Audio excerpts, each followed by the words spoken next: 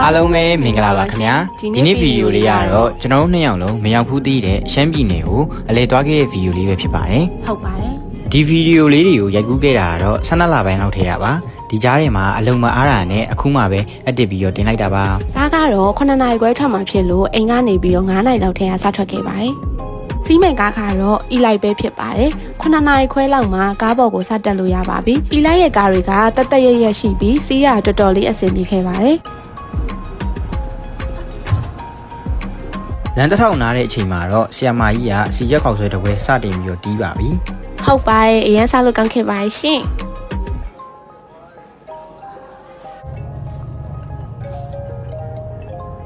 မနက်6နာရီလောက်မှာတော့မြူနင်းနေနဲ့အေးတက်ကိုစတင်ခန်းစားရပြီးတော့မနက်6နာရီခွဲလောက်မှာတော့တောင်တန်းတွေနဲ့လမ်းအချိုးကွေလေးတွေကိုကြည့်ရတာအရန်ကိုမိုက်ပါတယ်ဗျာ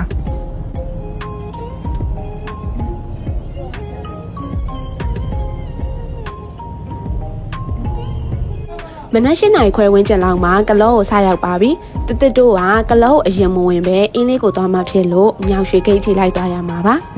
သွားရလမ်းတက်လျှောက်မှာလဲကားပေါ်ကနေတိမ်ပင်လေးကိုတိခဲ့ပါသေးရဲ့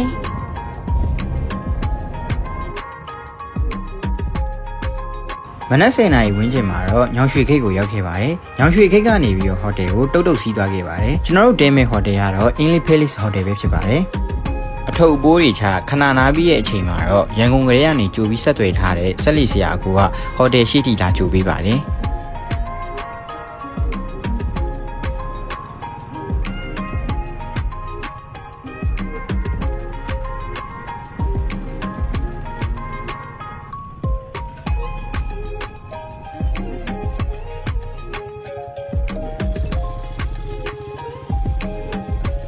တစ်တစ်တို့ကအခုအင်းထဲကိုစလေတော့မှာပဲဖြစ်ပါရဲ့တစ်တစ်တို့ငါထားရဲ့ဆက်လီစရာအကိုမျိုးမြင့်ခိုင်မှာသူကသူများထက်ဈေးပိုတက်တာပြီးနေရအစုံလဲလိုက်ပို့ပေးပါတယ်အကိုရဲ့ visiting card လေးကို comment မှာလဲပြပေးပါမယ်နော်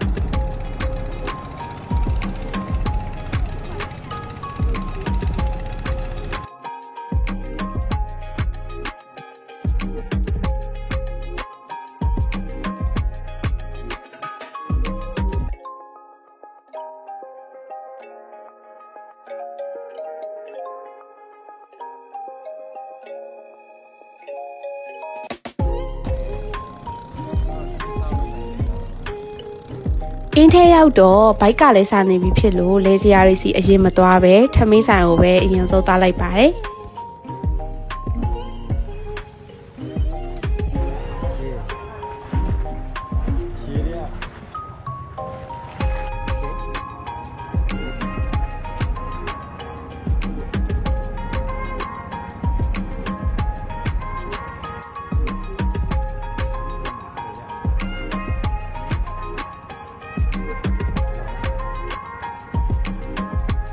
မာထားလေးတွေကတော့ဆိုင်ရဲ့ signature ဖြစ်တဲ့ရေကြက်ကြော်ရဲ့ကစွန်းရွက်နဲ့မှုကြော်ထားတာရဲ့ဝါသားတုပ်ရဲ့ပဲဖြစ်ပါတယ်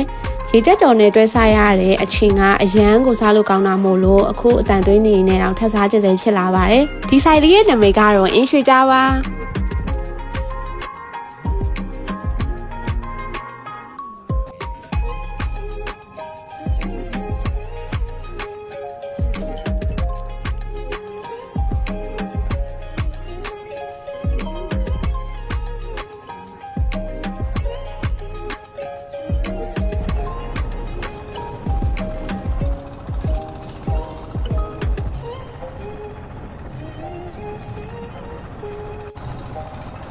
ထမင်းစားတော့ပြီးပထမဦးဆုံးလဲခဲ့တဲ့နေရာကတော့မြင့်မြတ်သွေးဆိုတဲ့အင်ကြီးဆိုင်ပဲဖြစ်ပါတယ်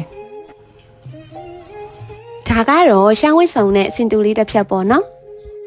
ဒါကတော့ပေးနိုင်မင်းသားပဲဖြစ်ပါတယ်ဟဲ့ဟဲ့ ဆူတောင်းလေ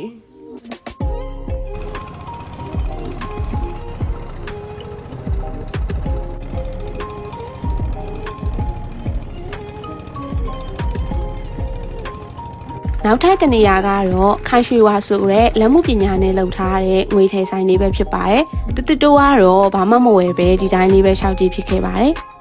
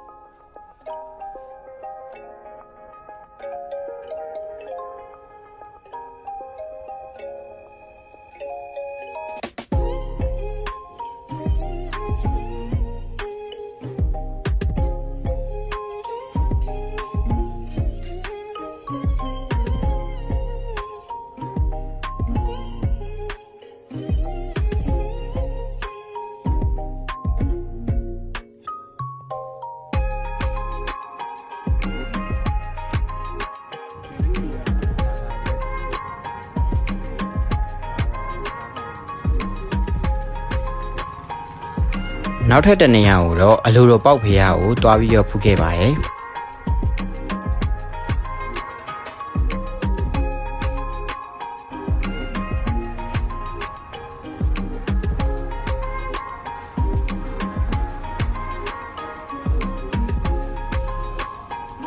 နောက်တနေရာကတော့ TV ကျင်းမှာပဲအမြဲတွေ့ကူးနေကြဖြစ်တဲ့အင်းလေးဖောင်တော်ဖေးရကိုဖူးမြော်ခဲ့ရပဲဖြစ်ပါတယ်ခင်ဗျာ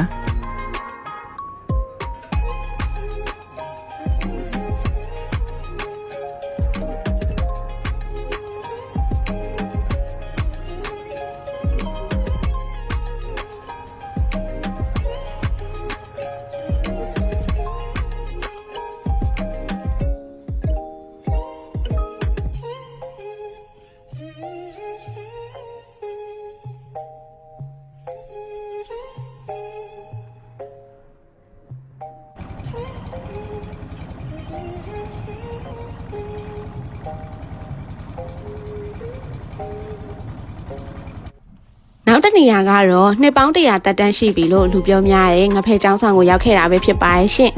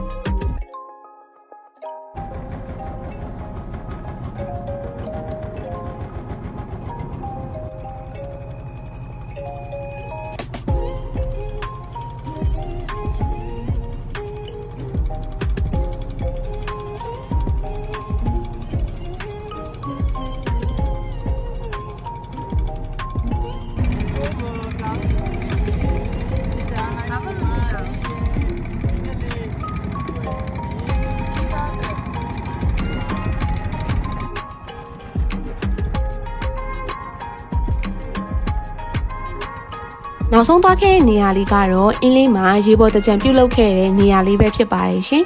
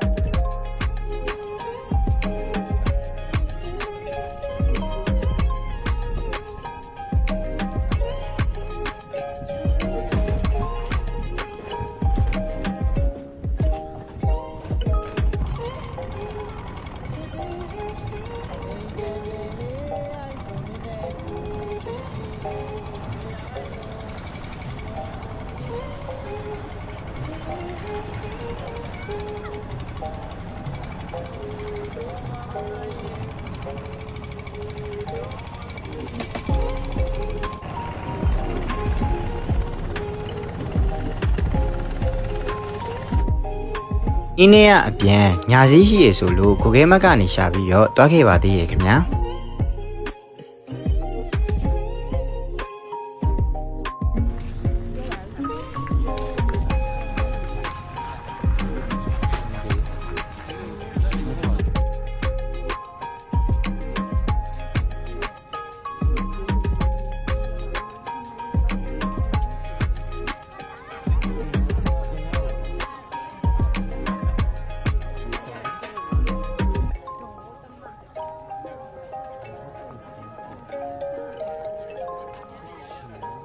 ညာစည်းရဲမှာရှောက်ပတ်ကြည့်ရင်းနဲ့ဒီဆိုင်လေးကအကင်းလေးတော်တော်ဆုံးတာမို့လို့ဒီဆိုင်လေးမှာဝင်စားဖြစ်ခဲ့ပါတယ်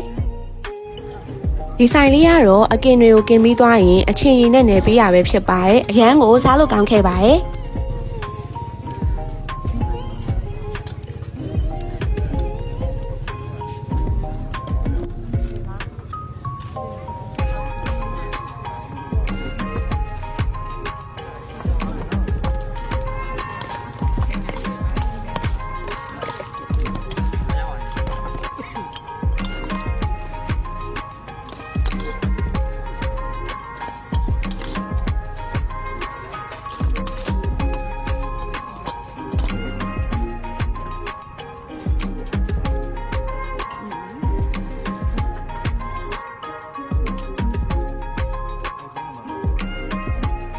ညာစည်းကနေဟိုတယ်ကိုမောင်မောင်မမဲကြားထဲကနေပဲလမ်းလျှောက်ပြီးတော့ပြန်ခဲ့ပါတယ်ဒီဗီဒီယိုလေးကတော့ဒီလောက်ပါပဲခင်ဗျာအားလုံးကျေးဇူးတင်ပါတယ်ခင်ဗျာ